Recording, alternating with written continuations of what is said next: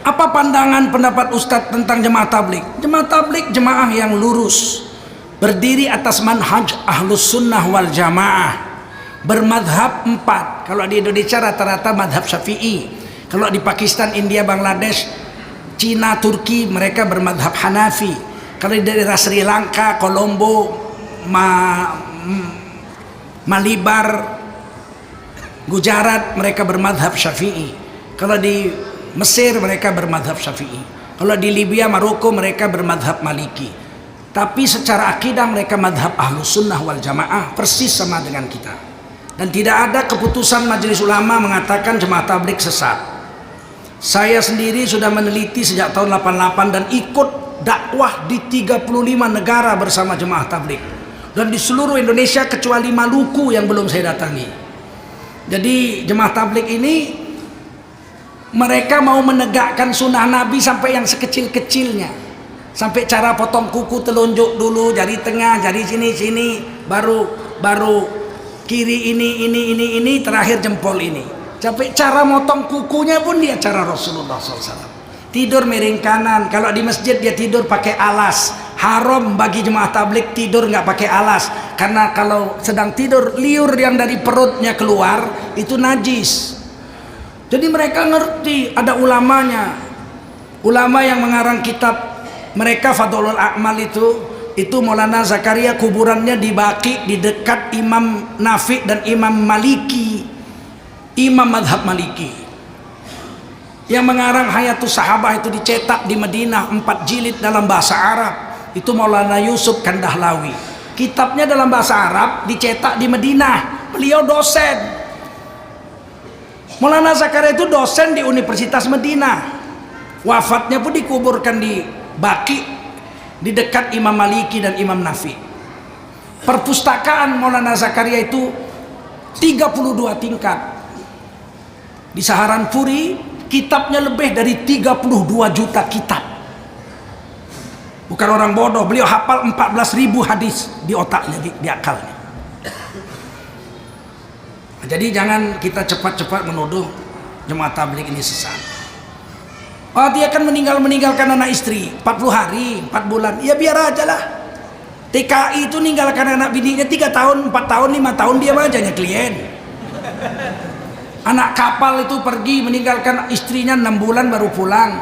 Sopir bus pergi sampai ke Jawa, pulang 3 bulan sekali.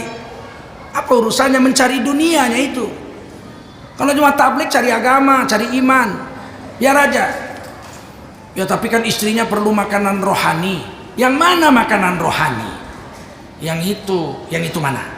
Yang itu mana? Yang dalam kelambu. Itu makanan rohana, itu bukan makanan rohani. Makanan rohani itu agama. Ya ayyuhalladzina amanu qu anfusakum wa ahlikum naro. Jaga anak istrimu dari neraka, ajarin dia agama, ajak dia sholat, wajibkan dia tutup aurat, beri makanan yang halal, ajari dia zikir, bawa dia umroh, pergi haji. Itu makanan rohani.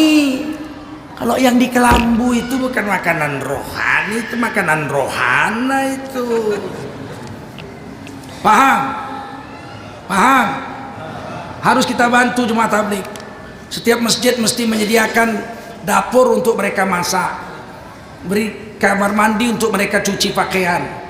Seharusnya yang nyuci pakaiannya kita, yang beri makan dia kita, karena 3 hari tamu wajib diberi makan. Baru wali kota Bengkulu yang mengeluarkan surat, seluruh tamu jemaah tablik yang datang ke Bengkulu wajib diberi makan 3 hari di masjid masing-masing. Baru wali kota Bengkulu. Ini tentang tablik. Yang diajaknya bagusnya, preman-preman lagi mabuk, datang dia, assalamualaikum.